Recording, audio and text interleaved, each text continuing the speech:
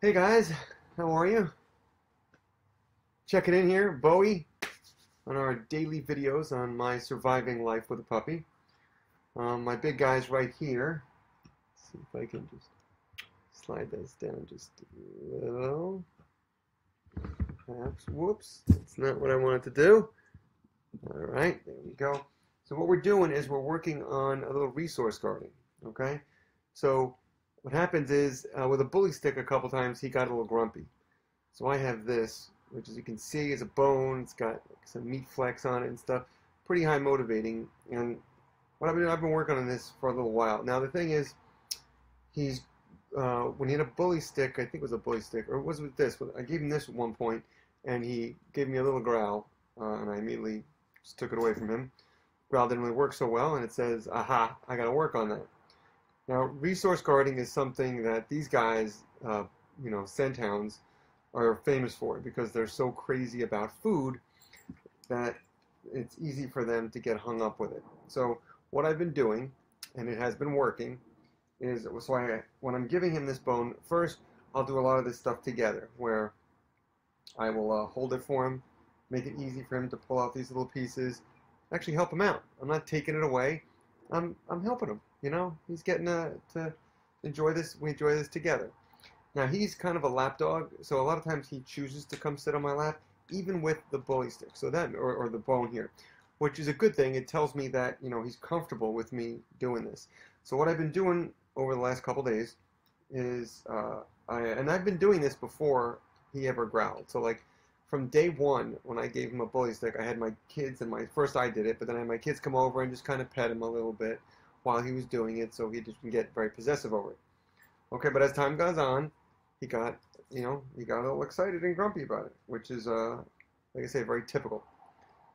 So what I've been doing is a lot of give and take. So what I'll do is I'll grab it, hold on to it for a second, and then I'll give it back to him, pet him a little bit as I go, just to let him know that if I do take it, it's not always to take it away, to take it from him for good.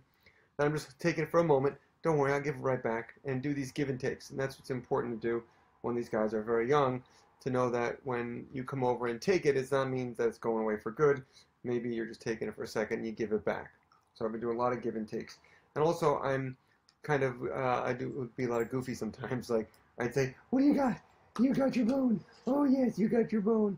And he's like, usually we get all wiggly when I do that, just making the bone kind of a good thing for him. And what I'll do is I'll just keep taking turns holding it for him, and what do you want? You want that piece.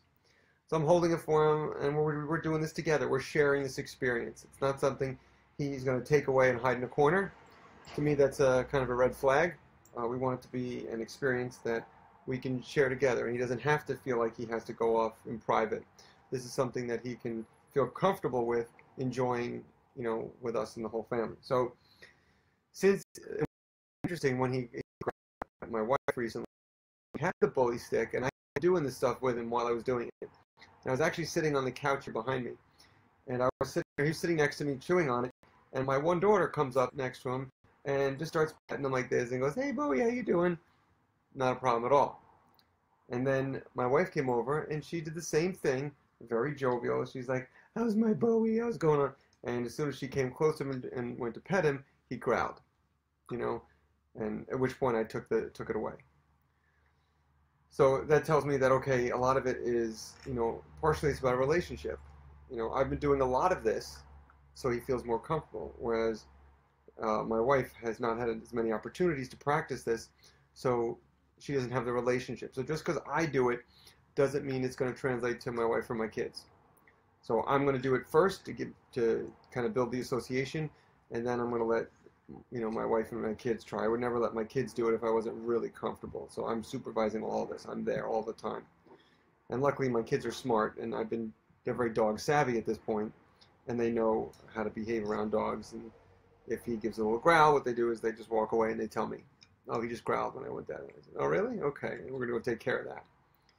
So one of the things I'm going to do with my wife is when he's got like a bone or a bully stick, I'm going to have her approach with hot dogs.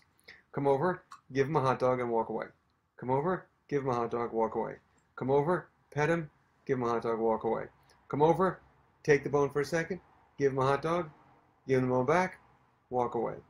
So the key is we always want it to be a win-win for the dog, okay? So he's got something he wants, not only do we not take it away, we're actually giving him a bonus, and then he still keeps it. So they don't feel like they have to be possessive of it. They can feel fine, yes, come over with my bone. It's a good thing when we're around, okay? And that's what we're just doing, reshaping their experience so that it's something that they enjoy and not something they have to feel like they can't be around us with it. All right, hope that makes sense. But very important specifically for these dogs that are very, very food motivated. Okay, and you want to work on this stuff before you see problems. So like I said, I've been doing this well before he gave a couple of little growls. Now that he gave the growls, I know it's much more urgent, so I'm doubling down on all my exercises with that. I've prioritized it. But I think whatever your puppy, whether they're showing signs of being a little possessive or not, I would do this stuff anyway, just to proactively build a positive association with around you and their stuff. All right? And he is doing great here. Loving life. That's right. There's my good boy. There's my good boy, yes. Can I have it for a second? Oh, thank you. This looks good. Yes, very good, very good. All right? So that's the kind of stuff that I want to be able to do with him way into adulthood, so he's not possessive. All right? Good to see Regina. Hey, how are you?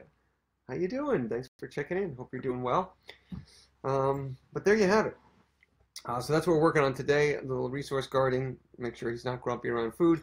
It's something I know that is going to be kind of ongoing with him, being how crazy he is around food. So we're going to keep practicing and keep his skills fresh. So every time I give him any sort of bully stick or bone or tendon, I'm going to always do give and takes constantly and try to make it just a great experience.